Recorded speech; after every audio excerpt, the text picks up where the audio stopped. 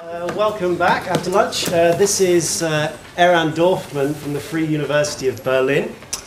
Eran is a Humboldt Fellow in Berlin at the moment and also Program Director at the Collège International de Philosophie in Paris. He's the author of a book in French on Merleau-Ponty and Lacan and the editor of an English text called Sexuality and Psychoanalysis. And he's working on a book on everydayness, the everyday at the moment. And it's a great pleasure to have you here, Eran. Thank you, Mike. And the title of his talk today is, I believe, Naturalism, Objectivism, and Everyday Life. Thank you. Yeah, so it's the first time that I'm using the PowerPoint, but I will not have many slides, so it's basically this one, which is an installation of Bill Viola, a room for St. John of the Cross. It's always difficult to use to describe installation because it's a static image of something which is much more dynamic and sensual. So I will try to have a phenological description of this work of art, and we'll try from it to move on. So you enter a dark space with a large screen at the back, showing snow-covered mountains. The images are very jittery, so you cannot see it, but the images are moving all the time, shifting rapidly from one mountain to another. An unpleasant sound, probably the wind, adds to the feeling of unease, which makes you turn away from the screen. In the middle of the dark space stands a cubicle, a sort of tiny room. Through its only window you can see a wooden table with a metal pitcher, a glass of water and a small video monitor showing another snow-covered mountain. Yet this time the mountain is calm and stable, and to this are added beautiful, quiet and peaceful murmurs in Spanish issuing from the room. After the fatiguing experience of the jumpy mountains outside, listening to the murmurs and observing the interior of the room with its majestic mountain is a welcome relief and an enchanting experience. So once again, you cannot really feel the contrast between the two because here both images are static, but here there is one mountain which is very calm and peaceful, and here many mountains, rushing from one to another, and here the sound is very unpleasant. Here there are murmurs in Spanish. Bill Viola's 1981 installation, Room for St. John of the Cross, attempts to give us a contemporary glimpse into something of what St. John of the Cross experienced in 1577. During the 9 months he spent in a Toledo prison after his arrest by the Spanish Inquisition. Far from being discouraged by his daily tortures or by the impossible size of his windowless cell, the Spanish mystic and poet wrote in prison some of his most beautiful poems, which we can hear today as they burst out of the tiny room in the middle of the dark space. So these are the murmurs coming from the cubicle. Here is an English translation of one of them. So this is a poem of St. John of the Cross. I went out seeking love, and with unfaltering hope I flew so high, that I overtook the prey. That I might take the prey of this adventuring in God, I had to fly so high that I was lost from sight. And though in this adventure I faltered in my flight, yet love had already flown so high that I took the prey. So in Spanish it sounds better. What is this prey that the poet is looking for and found? What is this love that he went out to seek? The restless movement of the mountains on the big screen, so let us go back. The restless movement of the mountains of the big screen might remind us of a flight high in the mountains. Yet this particular flight is aimless. The flyer or pilot is apparently never satisfied with any mountain top. And he or she is therefore repetitively and tediously in quest of a different one. So one move from one mountain to the other in the big screen behind. In many respects, this is a reflection of our contemporary everyday life. Constant repetition, little satisfaction. Every achievement and every object are immediately followed by a need to look further, to reach another peak, so that one never attains anything for good. On the other hand, St. John of the Cross precisely by giving up the rat race of everyday life, succeeds not only in reaching the mountaintop, but also in remaining there, if not in reality, then at least in his imagination. It is moreover the imagination that becomes reality for him. This is his prey. This is his love. So he's managed to transform imagination into reality. St. John says that in order to seize the prey, one needs to get so high that he or she becomes lost from sight. It is a certain detachment from everyday perception and vision that permits a different, sharper perception. It is only through bracketing everyday experience that the deeper, steadier, and more creative experience can see the light of day. Indeed, St. John of the Cross, in his prison, had lost his free everyday life. But in this way, he was able to contemplate it and to arrive at a different form of reality. He acquired a new lasting presence precisely by succumbing to absence. He achieved an unexpected freedom precisely by fully accepting his imprisonment. So that is my interpretation of Bill Viola's Room for St. John of the Cross, and you see the phonological analogy that I try to underline here. So, to a great extent, this is also the aim of the phonological enterprise, giving up life in order to win it back differently. This is the power of phonology, but it seems that herein lies also its weakness. Can phonology teach us different forms of the everyday without fleeing from it in direction of isolated inner spheres? So, is phonology here, or between the two? So, phonology is commonly identified, so we all know it after, well, the third day of the conference. So it's always, you never know in which day you will be when you write a paper, but so I will surely repeat some things. So, phonology is commonly identified with Husserl's maxim back to the things themselves. And yet, more than 100 years after, more than 100 years after this enthusiastic and appealing call, not only do we seem to remain at a huge distance from the things themselves, but we also hardly even understand what these things really are. Are they everyday things, or rather extraordinary ones? Are they material objects or spiritual ones? Are they empirical or purely transcendental? I think that in this conference we saw that it's not that clear to us even today. As Husserl progresses in his work, he points out that what phenomenology describes is nothing but lived experience, Erlebnis. This is the concrete and present experience of perceiving, feeling, moving, and speaking. It is a rich and multi-perspectival experience, revealing the deeper layers of everyday experience. It is a combination of the outside of the moving mountains and the inside, the silent and abiding essence. But one difficulty remains unresolved in Husserl. Because if lived experience, as it is described by phenomenology, actually differs from everyday experience, the question is who exactly lives it? Who lives the lived experience? That is my question. A clarification of the term lived experience would help us to get a grip on the difficulty. But when we examine Husserl's lectures and published writings, we find curiously that in order to explain what lived experience is, he tends to start by naming what it is not. Parallel to his discovery of the phenomenological reduction at the beginning of the 20th century, Husserl developed a systematic criticism first of psychologism, logical investigations, then naturalism, and finally objectivism. I will focus here on the last two attitudes, which are sometimes merged into one by Husserl himself, naturalism and objectivism. Sometimes there seem to be one attitude, but I would like to argue that these are two, as a matter of fact.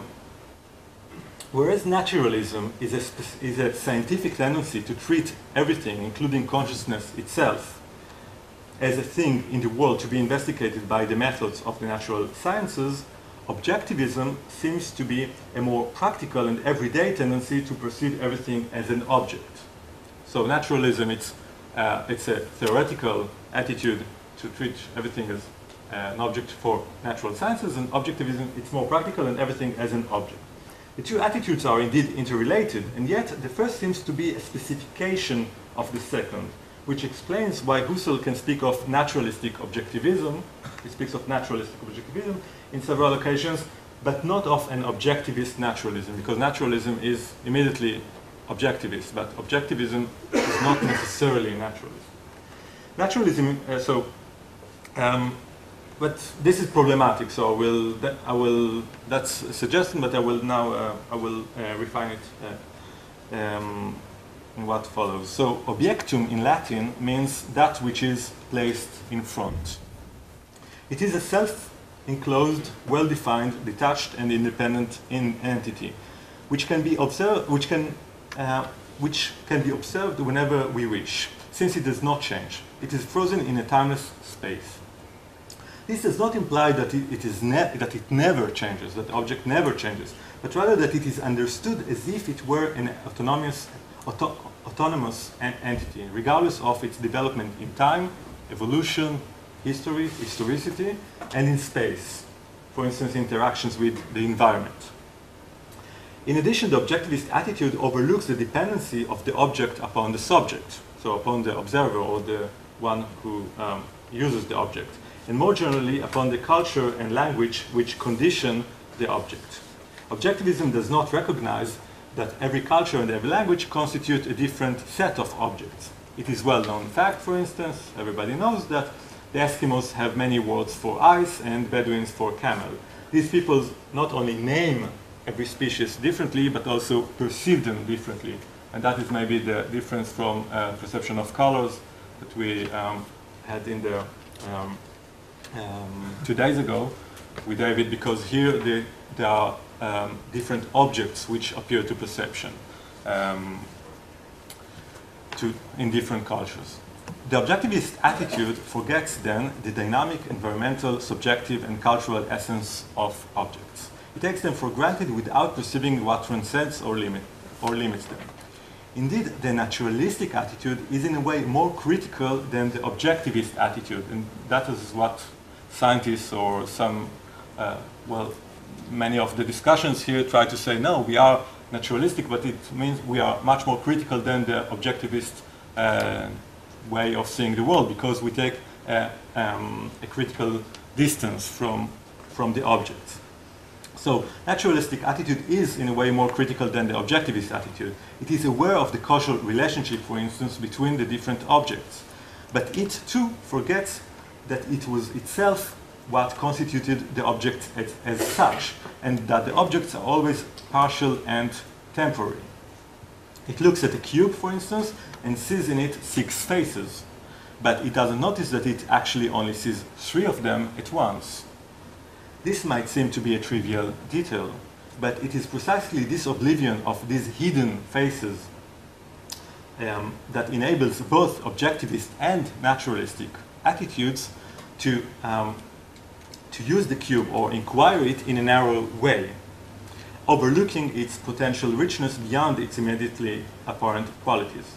In other words, both objectivist and naturalistic attitudes forget not only the subject, but also the other side of the object. What Husserl names Abschattungen, and nobody succeeded in translating it to English, so it's I find gradations, adumbrations, profiles, or it might be simply translated as shadowing. So it's what the object hides, or the other side of the object. I wore this shirt in order to see that sometimes there is no other side of, so it can be the other way around. So, but doubt is always necessary in order to really ask about the nature of phenomena. I mean, you need to doubt its existence in order to see if it has another side or not. So, indeed, it may be that there is nothing interesting to see on the other side of the cube or the object. But what counts is the acknowledgement that there is another side, that what we see is not the whole picture. This acknowledgement opens up to 2 directions generally ignored by the objectivist and naturalistic attitudes. The first concerns, so 2 directions. The first concerns the external thing. For example, the cube, which is discovered by phenomenology as a thing which never reveals more than half of its sides and is thus more mysterious than it appears at the first glance.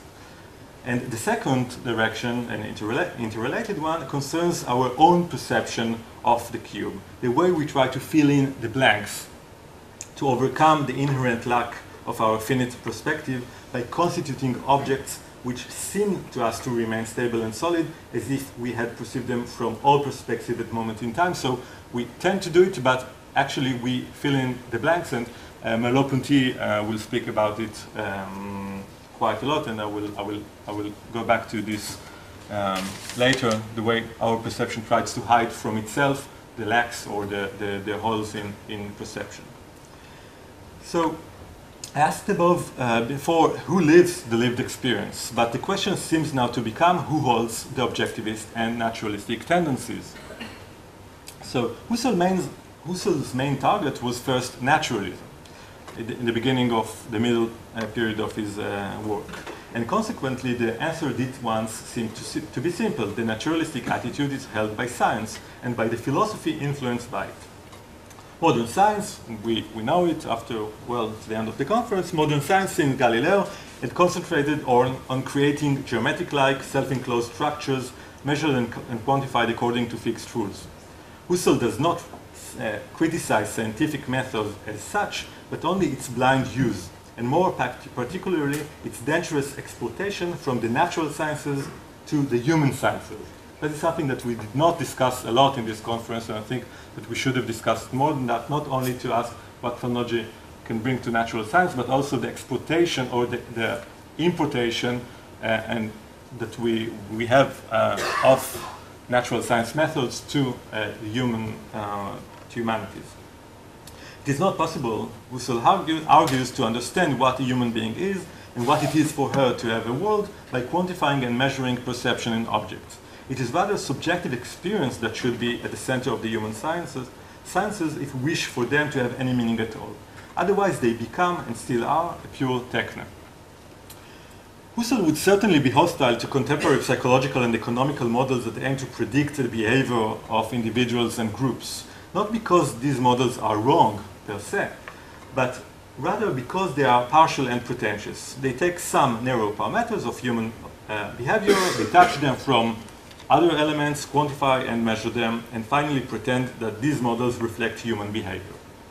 For Husserl, these models are these models offer good predictions, but they are so alienated from concrete, rich experience that in the best case, they contribute nothing to our self-understanding, but more often, they actually obstruct it. In Husserl's emphatic words, merely fact-minded sciences make merely fact-minded people.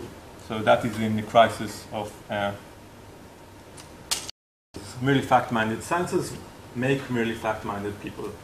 Now, if we previously thought that it was science which held the naturalistic attitude, we have here a hint that it affects also people, so fact-minded people, which means everyday men and women who live in our contemporary technological and utilitarian culture.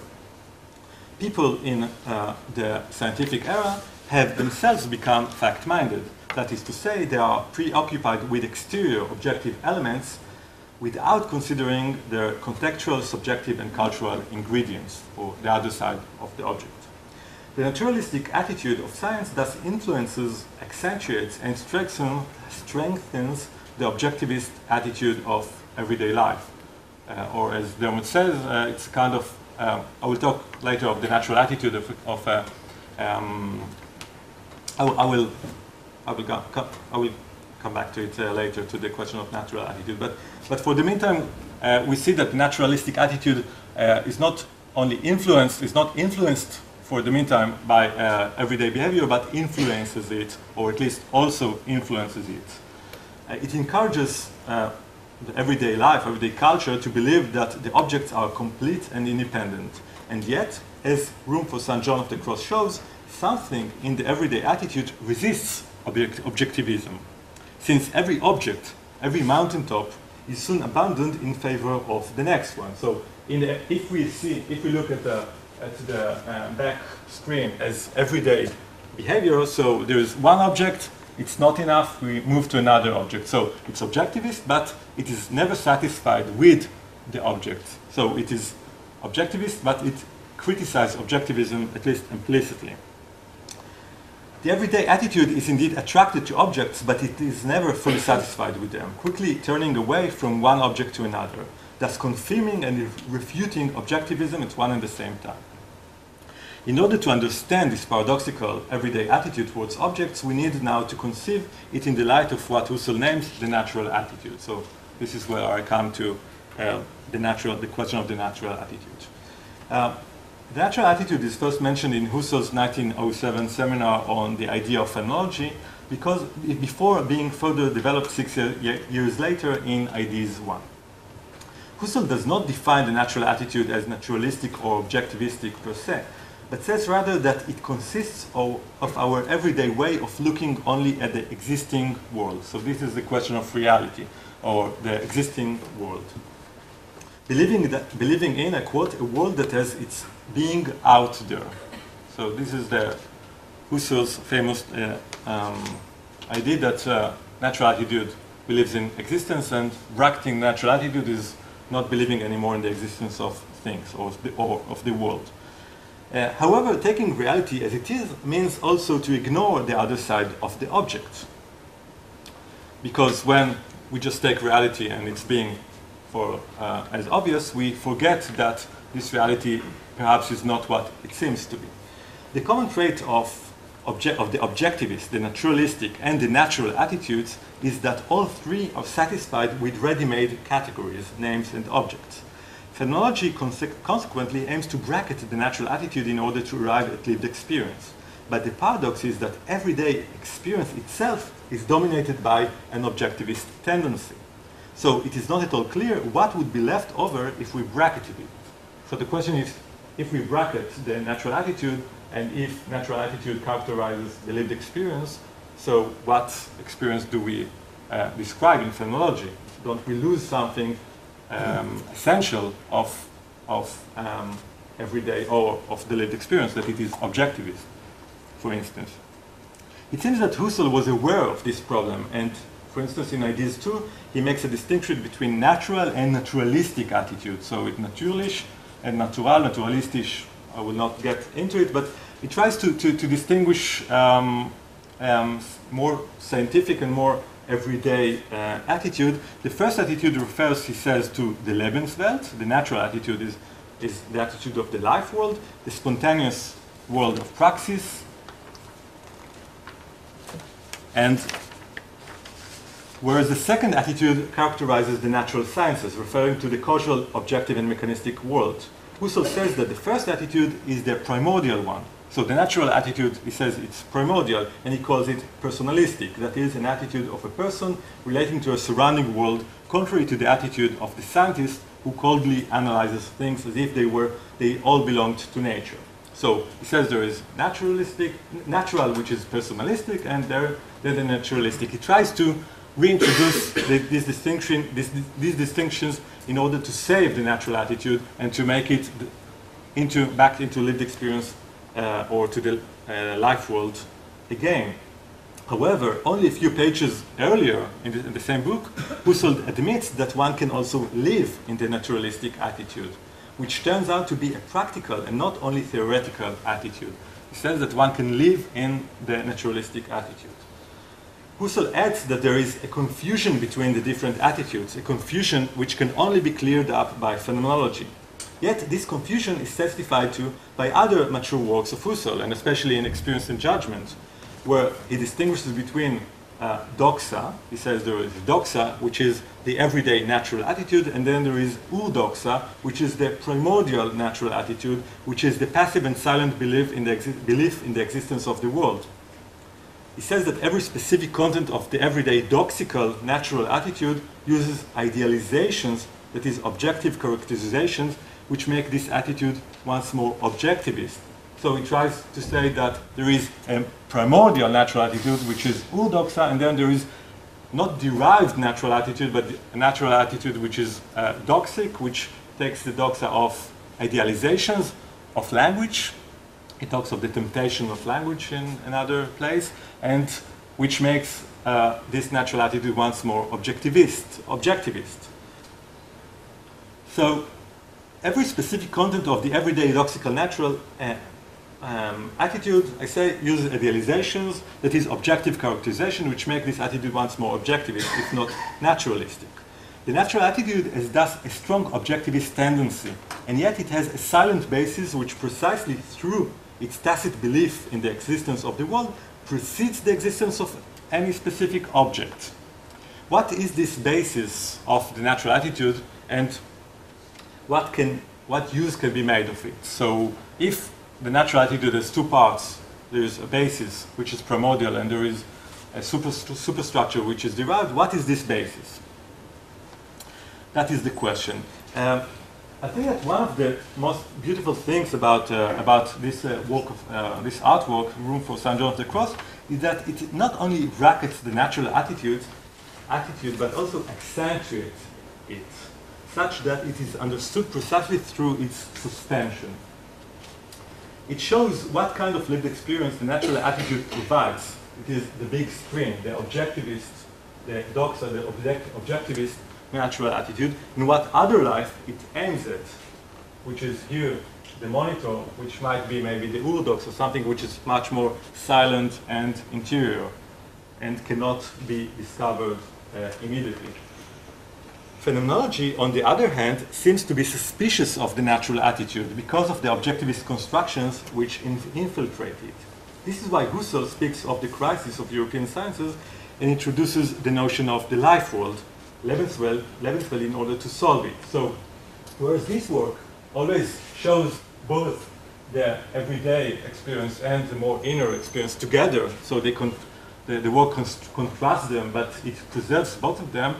It seems that Husserl starts in the crisis of the European sciences in talking about the crisis, but then he introduces the life world, and it seems that, surprisingly enough, when it comes to concretely describing this world, the life world, he prefers to supply mostly transcendental descriptions of a purely formal experience.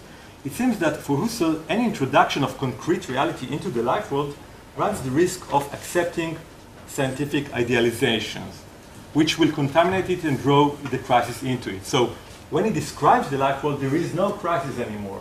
So he starts with the declaration of the crisis, he discovers the lived experience, which seems to be more here, but then he forgets everything which is outside, because if he would introduce it, it would introduce the crisis into the lived experience, something that he would not like to do. So he remains maybe with something which precedes the natural attitude, but it's not clear what it is. The only way to escape humanity's loss of meaning, the only way to escape the chaotic and mechanic everyday is paradoxically to pretend it is not there, to turn one's back upon it. Husserl thus warns against humanity's crisis, but it seems that his only solution to it is to construct phenomenology far away from it, from the crisis, on a solid yet unreal ground, making the life world into what Paul Ricoeur once characterized as phenomenology's lost paradise. So that's the danger of describing the life world without the crisis that is the basis, maybe, of the life world. So now we'll turn to Merleau-Ponty in order to show maybe an alternative to this danger, or a way to overcome it without abandoning phenomenology. The phenomenologist who has been perhaps the most loyal to Husserl precisely because he dared to pursue what Husserl could not always think himself, that's what Merleau-Ponty said, was Merleau-Ponty. So for him, the things themselves are characterized as, I quote, that world which precedes knowledge, of which knowledge always speaks. I think that Tom has used this quotation. So the things themselves are that world which precedes knowledge, of which knowledge always speaks. This world is very close to Husserl's life world, and yet, in order to attain it, Merleau-Ponty now speaks of a new method, which Husserl did not speak of. And this new method, Merleau-Ponty names radical reflection. This is no longer a purely transcendental method. That is my interpretation. So it is no longer a purely transcendental method, nor is it a purely theoretical one, but is rather a special form of perception which is aware of its own origins. So this is the quote. We shall no longer hold that perception is incipient science, but conversely, that classic science is a form of perception which loses sight of its origins and believes itself complete.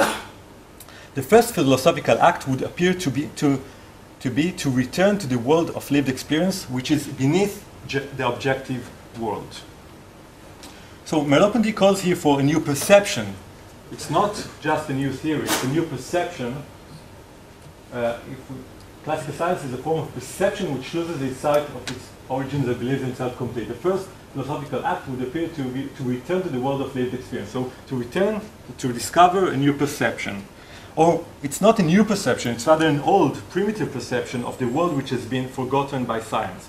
And yet, it is not clear if this perception is empirical or transcendental in Merleau-Ponty.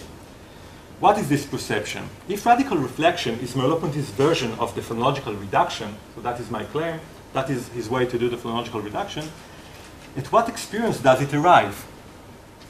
Does it bracket the natural attitude of everyday life, or does it rather expose it and magnify it like Bill Viola's artwork does? So once again, do we bracket natural attitude or do we expose it? In what sense? I would like to argue that Merleau-Ponty's work, and in particular structure of behavior and the phenomenology of perception, employs a twofold and seemingly contradictory treatment of naturalism and objectivism.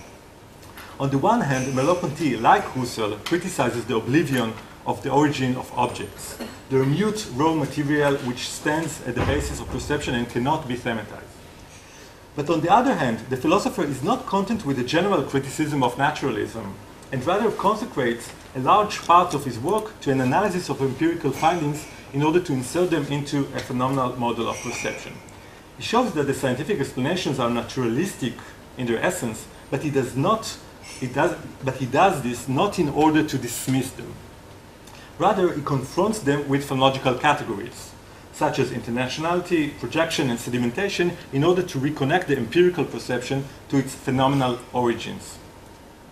The same procedure of criticizing naturalism without dismissing it is equally applied to the everyday objectivism of perception, or the everyday objectivism of natural attitude.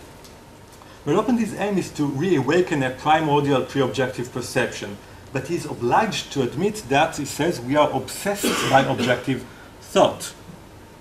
This makes us forget even the most primordial phenomenon, which is the body itself. And he says that we obsessed with being and forgetful of the perspectivism of my experience, I henceforth treat it as an object and deduce it from a relationship between objects. I regard my body, which is my point of view upon the world, as one of the objects of that world. Now, some commentators try to say that this I is the scientist, but I don't believe that it is the case. I think that this I is the I as the empirical subject, you can say, or the subject as living in the world, a world which seems to make the subject forget his or her own body. We see here how close the naturalistic attitude of science to the objectivism of the natural attitude. Whenever we treat the empirical world, we find that the distinctions between science and everyday life, between naturalism and objectivism, are blurred, as is well expressed in the following passage. So that is the second passage that you can see. There is an empirical or second-order perception, the one which we exercise at every moment, which conceals from us the basic phenomena, which is, it says earlier, the basic phenomena is perception as originating knowledge. But this original phenomena is concealed to us because it is loaded with earlier acquisitions and plays, so to speak, on the surface of being. So this empirical or second-order perception conceals the other perception. But the question is, once again, can we just dismiss this empirical second-order perception, or should we not integrate it into our research, our phenomenological research?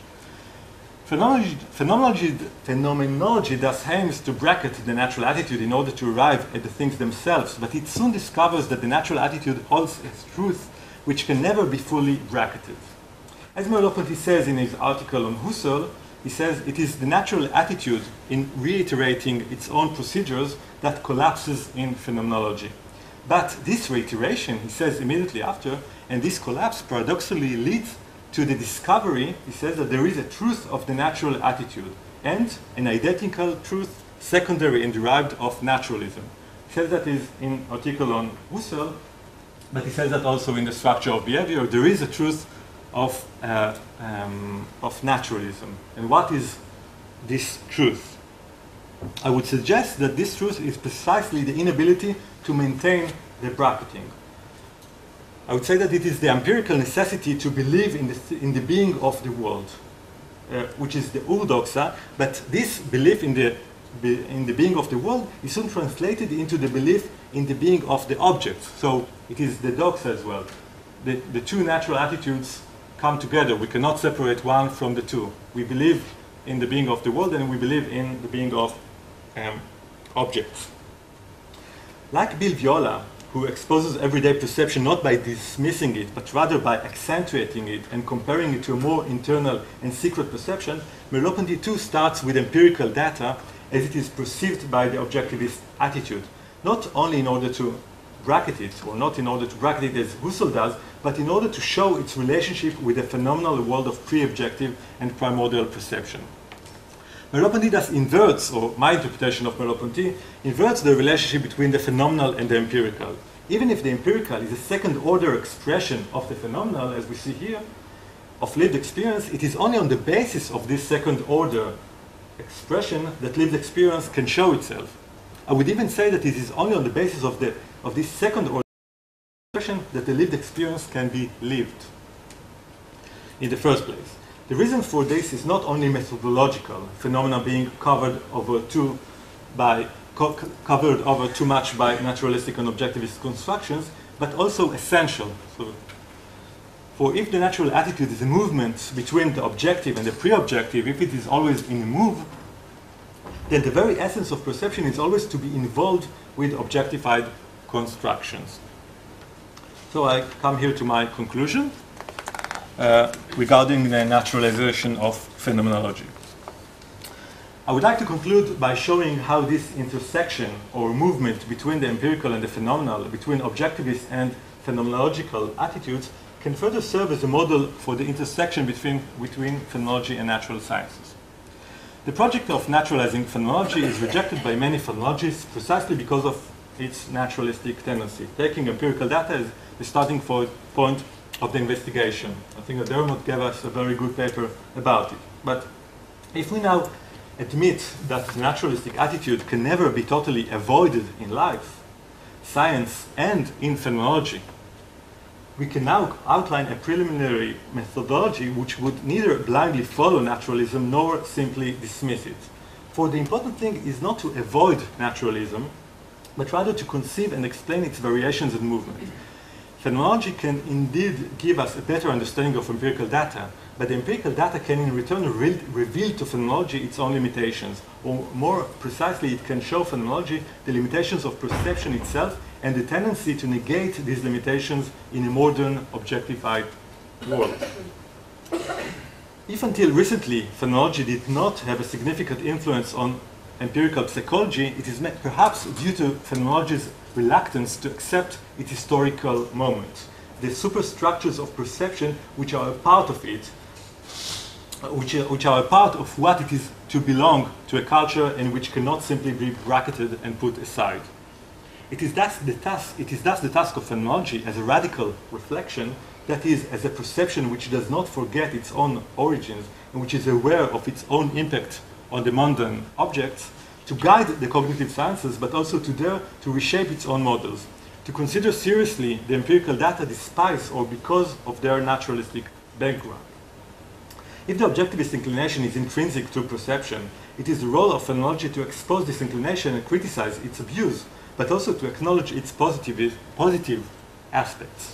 The naturalization of phenomenology, conceived as a dynamic and mutual dialogue between phenomenology and science, is thus an opportunity for phenomenology to acclaim its relevance by readjusting its method to an ever more naturalized world.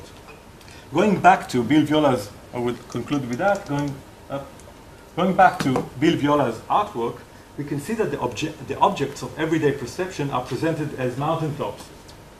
That is, natural objects. And yet, something in the natural attitude is not satisfied with this picture. and refuses to linger on each mountaintop for more than a second. It yearns for a stable, eternal nature, and is frustrated by its inability to achieve this in everyday life. It is only in the internal room, which can be compared to a self-enclosed scientific laboratory, that the mountaintop is captured and maintained. Phenomenology's challenge is thus to criticize this naturalism without constructing a new inner room, which would only redouble science's room. It should rather connect, phenomenology should rather connect the inner room and everyday perception, not by condemning the results of science, but rather by showing how they stem from everyday perception and influence it in return. Only then can phenomenology start to achieve its paradoxical task of suspending the belief in the objective world precisely in order to better understand it. So to go back to it. Thank you very much.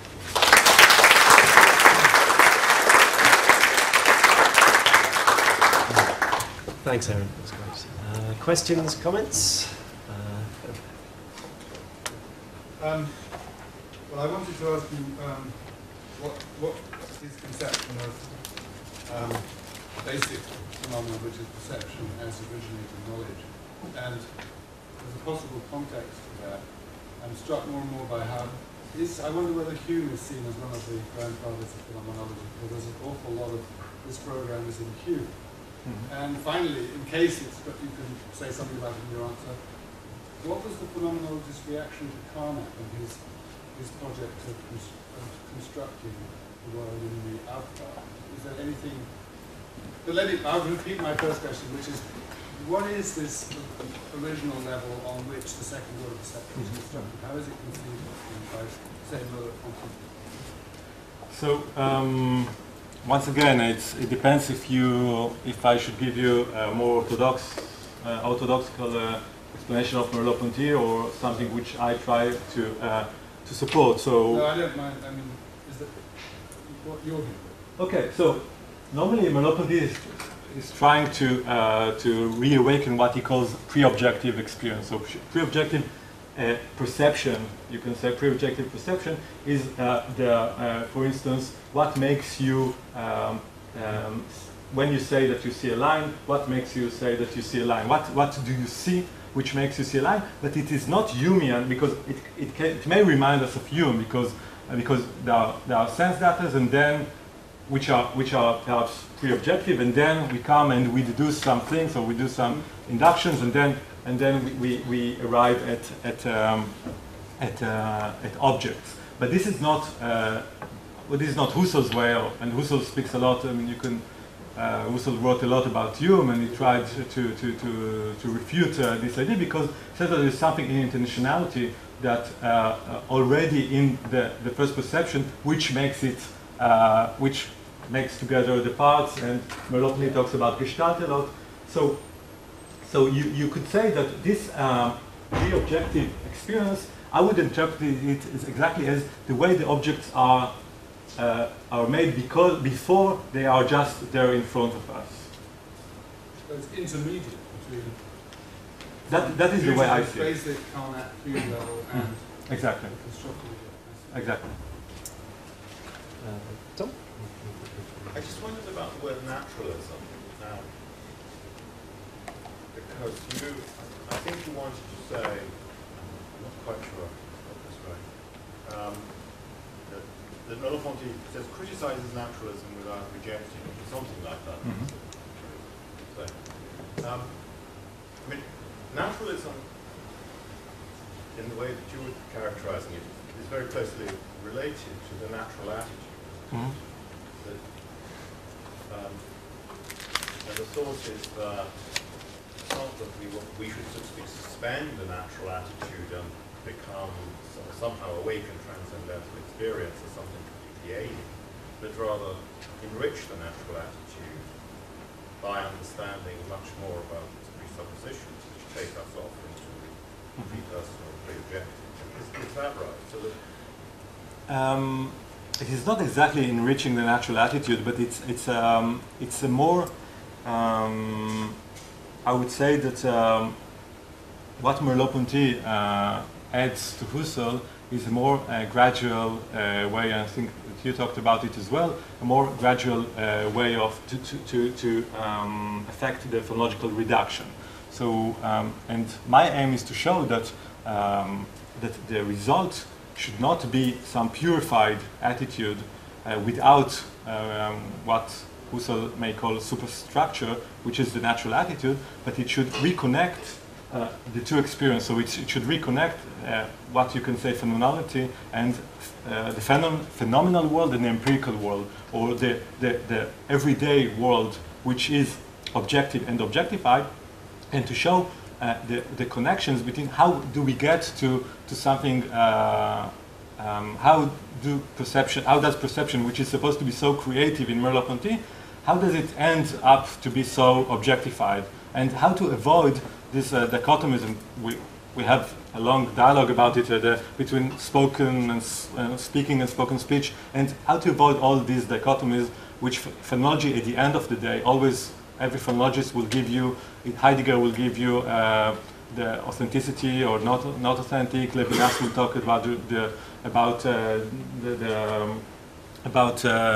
the face and how not to look right on it, etc. So there's also always this dichotomy that I would like to avoid, or at least to show that it is a continuum, and to show how the connections between these two, between this very objectified or naturalized, if you wish, world and the very creative or the world of the lived experience, how not to make this lived experience something which is so pure that nobody can attain it. That is my project here. So it's a part of my project of the everyday. So the idea is to understand the everyday as not something which is to be dismissed, but to show that it is the structure upon which we can understand phenomena in the first place. And just to come back with you, I mean, it's a great project. I'm not sure, and as you've indicated 2 or 3 times, whether it quite captures Merleau-Ponty's position, but I just wondered whether you thought, in fact, that this is what's going on, or whether there is, so to speak, a Husserlian voice in Merleau-Ponty, and another voice which where you're attending. And there is a third voice as well, which is the primordialist voice, which is not, Husserl has it, but Husserl, I mean, Merleau-Ponty in many senses tried to take the word transcendental in Husserl and to make it into primordial. Right. And the primordial becomes something which is transcendental. So once again, it is something which precedes the empirical world in a sense. My interpretation, which is in Merleau-Ponty, and I wrote, this is the book I wrote on Merleau-Ponty and Lacan, is its aim was to show that it is in Merleau-Ponty, just that Merleau-Ponty, because of his technique, because of the phonological reduction, which is so slow, he is not always sure of what, if he's on the right way. So, and then he has some slips, or he distinguishes between spoken and speaking speech, for instance, but then he refutes this distinction. So there is something very tortured about this work. So I attempt to interpret it as this endless phonological reduction, which tries to connect the two worlds and not to separate them. Frederick? Yes, okay. Thank you very much. I've been thinking very much during your speech about exactly how to understand this installation by Viola that you give us as a kind of example of understanding what is going on in phenomenology. I mean, my first worry was, of course, that this inner cozy little room would be what you arrive at from phenomenological reduction. Then it would be the introspection, kind of bad version of phenomenology. But I've understood that it's not at all. It's more like the inner room is a natural attitude. Is that right? No. No, it's not right either.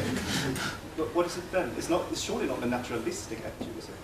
I would say that the only existence, the existence of the inner room is dependent upon the existence of the external space. You cannot separate the two, because if you are, the whole idea is that St. John of the Cross himself was imprisoned and then imagined his life, but in a much more purist way than his life really was. So I would say that natural attitude is more, it's either in between or it's more like here. And here that is the fantasy, or that's the aim, you can say, of the natural attitude. It's the aim that you want to arrive at a stable object, but you never succeed in doing so. Then you're saying something like the natural attitude is kind of making yourself cozy or being cozy, like a little bit like Dorfman in Heidegger or something like that.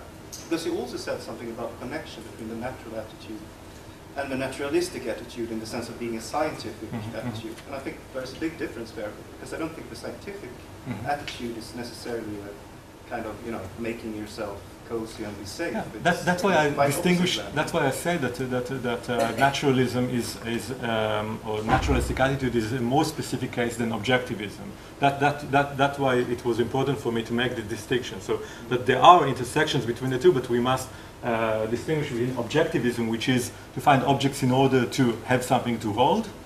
It's an existential necessity, you can say, and the scientific attitude, which is more whose aim is to manipulate these objects and to treat them in scientific manner. So, but then I tried to say that there are both the directions go in both ways, from the natural to the naturalistic, and from naturalistic to the natural, because science and we see it here in the conference. I mean, it influences our philosophy. It influences the way we think about culture, and eventually it influences our everyday life.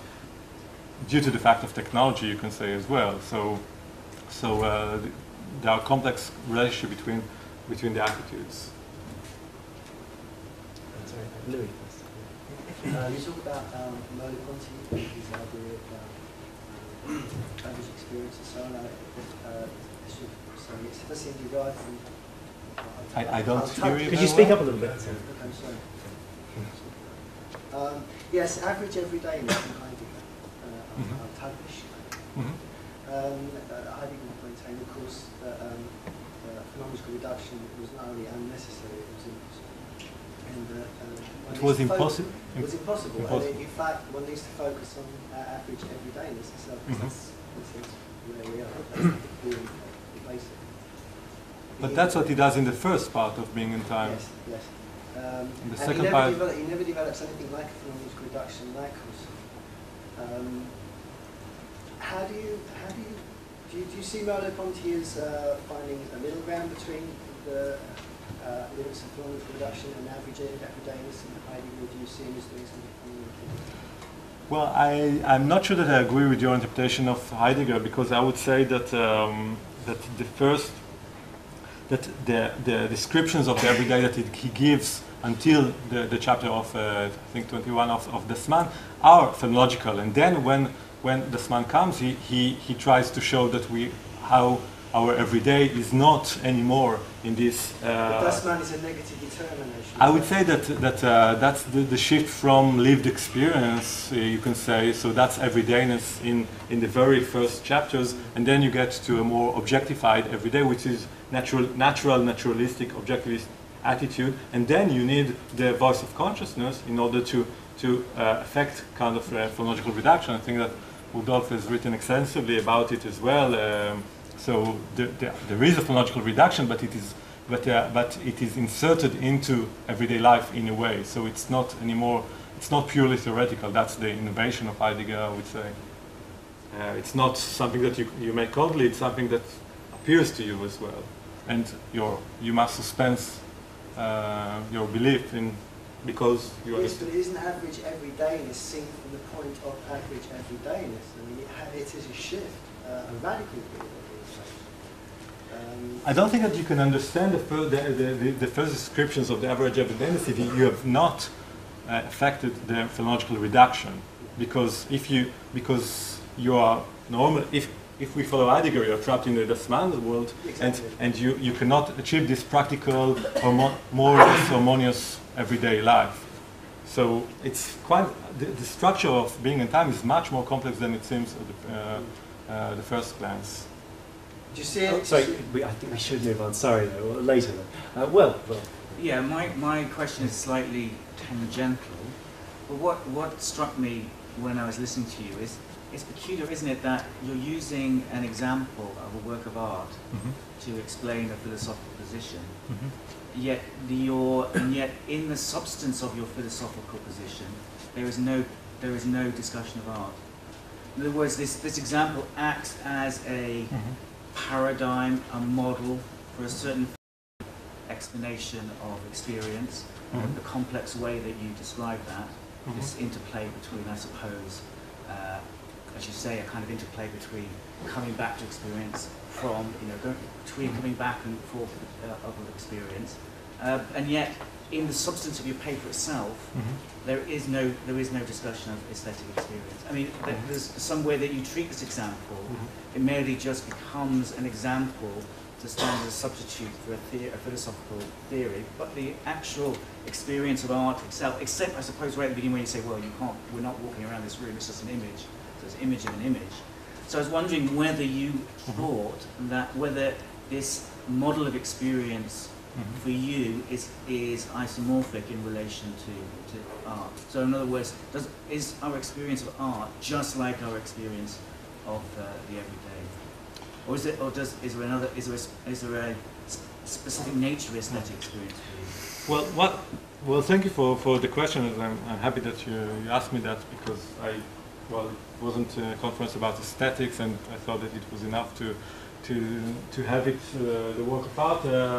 But I would say that it is. I tried to show the phonological aspects of this work of art. I think that the aspects are there, but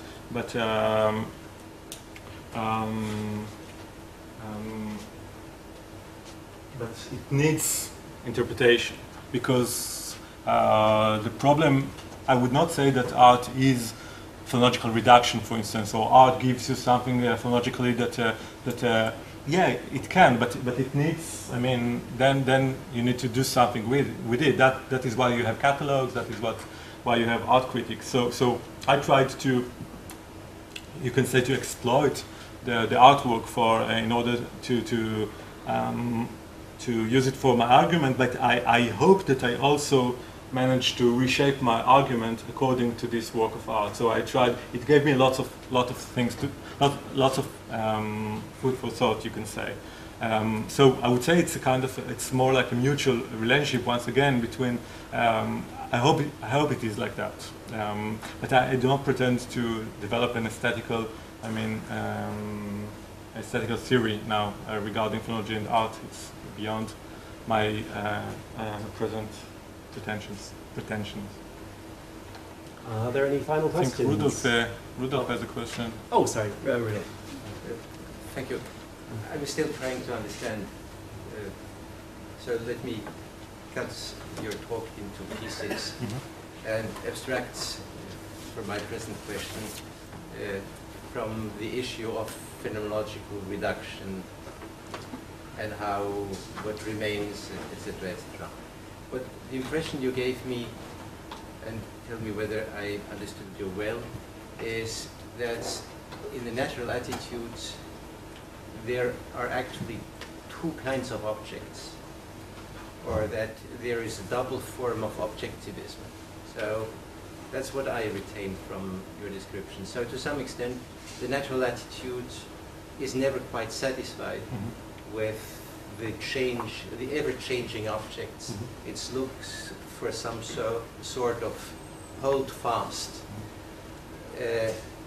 But that dynamism is independent from naturalism. Naturalism, I would say, so natural science to some extent only confirms a kind of tension that would be internal to the natural perceptual life. Yeah.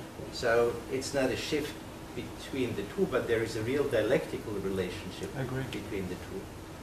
And then the last suggestion would be that what you are doing is really transposition of Lacan on Merleau-Ponty's phenomenology of perception, because what is at stake is the dynamics between metonymic objects of desire and the thing in itself. Well, that's what I thought when all the time I was listening to you. Yeah, well, well, Rudolf was the editor of my book on Merleau-Ponty and Lacan, so he has inside information. But I don't think that the fact that I read Lacan must mean that that things that I read in Merleau-Ponty are not there in Merleau-Ponty. Okay. I agree. I work on and with psychoanalysis. I think that psychoanalysis can contribute to the discussions that we've had here. I decided not to use it directly because I didn't think it was appropriate to do it. But I think that what I see in psychoanalysis, which I don't often see in phenomenology, is this concern for empirical, for the well, analysts call it the clinic, but I would say it's empirical, the empirical world. And this, so it's not just Lacan. It's something about this shift between something which Freud calls speculation or the speculative sphere, and something which is which tries to look at people, at facts, and psychopathology. So, and when you read some phenomenologists, you must admit that they look at the natural attitude or naturalistic attitude as something which is almost pathological, which should be healed.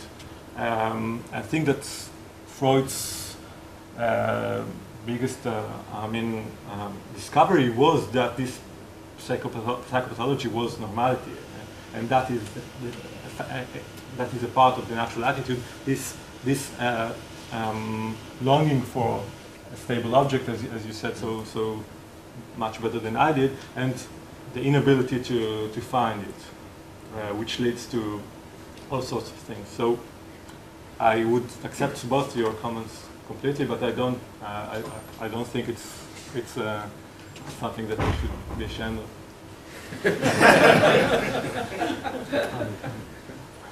I think it's interesting, just a quick comment, that you picked Viola to start with a discussion about the everyday, because he does kind of the exact opposite of what you do.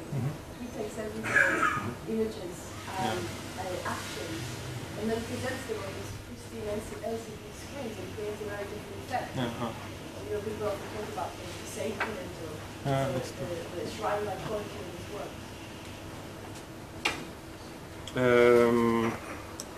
No, I don't like Bill Viola's current works, because what they do is to try to give us something more of the sublime, or something which transcends the everyday, but then leave us. I feel that when you leave the place, you feel something more like empty, because the sublime was there, and what you have in your everyday life is nothing. But his works from the 80s, if you see not only this one, almost many works he has, is that it's kind of opposition between something which is negative, you can say, or something which I would call something which is objectivist, and something which is more like sublime. And I think that this opposition is very interesting to, if you don't say, oh, you should pass from here to here, and this is all the procedure that I'm against here. So if you don't just succumb to this temptation, I think that you can have it, like Udo said, the dialectic, which is very interesting between the two worlds, which I call the empirical and the phenomenal, but you can find other names to them. Okay, well, it's 2:30, so there's now some tea outside for half an hour, and then we'll come back for some parallel sessions. But let's thank Eran.